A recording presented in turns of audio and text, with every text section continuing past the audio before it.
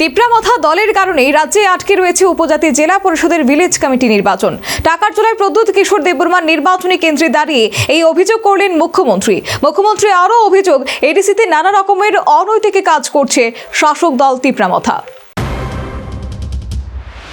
দীর্ঘ 6 বছর যাবৎ রাজ্যে আটকে রয়েছে এডিসি ভিলেজ কমিটি নির্বাচন।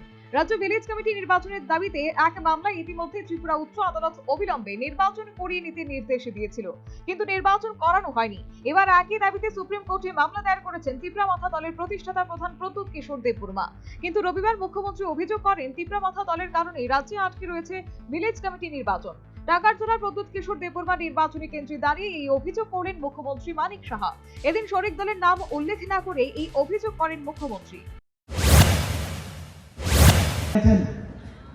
সেখানে কি বলছেন যে আমাদের এত শুরু হয়েছে বামফ্রন্টের আমল থেকে, সেই বামফ্রন্টের আমল থেকে আমাদের সরকার আমরা চেষ্টা করছি ডিসি ইলেকশন করার জন্য, এবং সেখানে ডিসি ইলেকশনে ওনাদের কারণে একবার বলছেন আমাদের এই করতে হবে, একবার কাগজ পাঠায়, আমরা বললাম ঠিক আছে তার নোটিফিকেশন পাঠাও, তো সেই জায়গায় ওরা নোটিফিকেশন পাঠান না।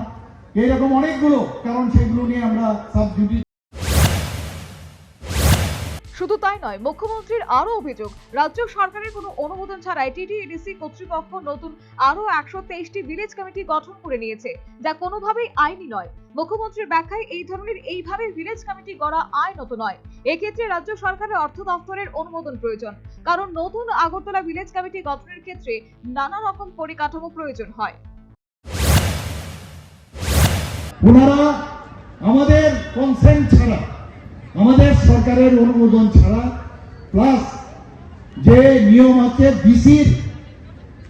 বিসির যারা আছেন তাদের যে কমিটি আছে তাদের যে ইট ইজ মাস্ট আইনে বলছে তাদের যে সম্মতি নিয়ে তবে এই যে 123টি নতুন নিউ ভিলেজ বিসি বানিয়েছেন। বিজেপি টাকারজলা মন্ডলের উদ্যোগে আয়োজিত এই যোগদান সভায় এদিন 193 পরিবারের মোট 413 জন ভোটার বিজেপিতে যোগ দেন। নবাগতদের হাতে দলীয় পতাকা তুলে দিয়ে তাদের দলে বরণ করে নেন মুখ্যমন্ত্রী। এদিন মুখ্যমন্ত্রী দাবি করেন 2018 সালে রাজ্য সরকার প্রতিষ্ঠার পর রাজ্যের আদিবাসীদের যোগ্য সম্মান দিয়েছে বিজেপি সরকার। Bureau report, news vanguard.